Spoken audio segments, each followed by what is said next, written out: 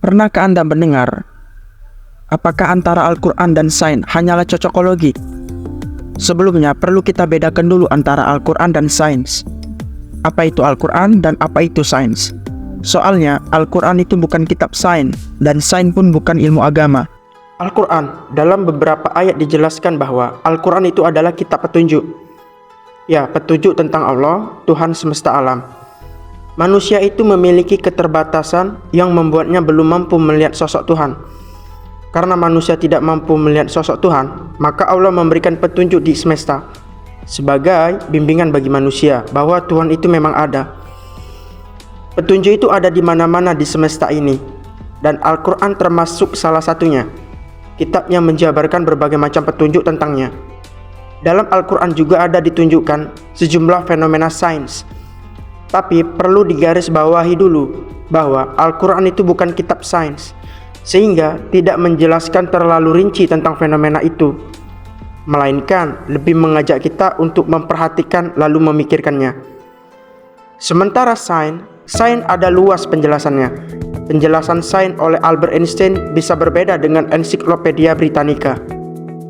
Tapi ringkasnya adalah sebuah ilmu yang secara sistematis dengan metode ilmiah dalam pengembangan dan penataan pengetahuan yang dibuktikan dengan penjelasan dan prediksi yang teruji sebagai pemahaman manusia tentang alam semesta.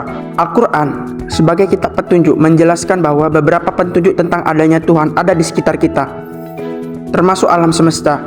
Bisa dimulai dari langit, dari bumi, tubuh kita, tata surya, sejumlah sejarah yang telah lalu, peristiwa yang akan terjadi di masa depan. Nah, itu merupakan petunjuk akan adanya Tuhan.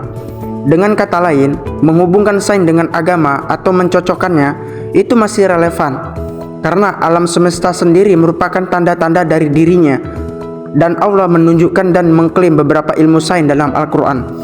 Cara kerjanya adalah, jika kita tidak bisa melihat sesuatu, bukan berarti itu tidak ada, karena gravitasi pun tidak bisa dilihat.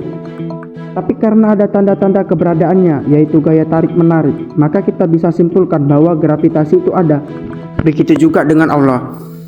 Sebaliknya dengan sains, sejauh yang saya tahu, sains itu mempelajari tentang apa yang ada di alam semesta.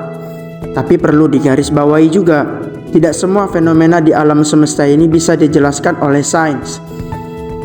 Dari berbagai info yang saya tahu, ada sejumlah fenomena yang masih terjadi misteri. Seperti misalnya fenomena menguap, yang entah bagaimana caranya kok bisa menular. Lalu ada fenomena hutan menari di Kaliningrad di Rusia. Keduanya sains belum bisa menjelaskannya, dan masih banyak fenomena lain yang belum bisa dijelaskan. Lalu, apakah sains mempelajari tentang Tuhan? Sejauh yang saya tahu, sains tidak pernah menghubungkan apa yang telah ditemukan olehnya di alam semesta dengan keberadaan Allah. Apalagi sampai pada titik mencari tahu tentang keberadaan Tuhan. Karena tidak ada pencarian tentang Allah atau Tuhan, maka sains tidak memiliki klaim tentang Tuhan. Karena sains tidak memiliki tentang Allah ataupun ketuhanan, maka menghubungkan ketidaktahuan sains dengan ketiadaan Tuhan menjadi sama sekali tidak relevan. Karena sains bukan mengetahui bahwa Tuhan tidak ada, tetapi sains tidak mengetahui Tuhan itu ada atau tidak. Jadi cara kerjanya adalah, kalau sains saja tidak mencari tahu tentang keberadaan Tuhan, bagaimana mungkin sains bisa tahu bahwa Tuhan itu ada atau tidak?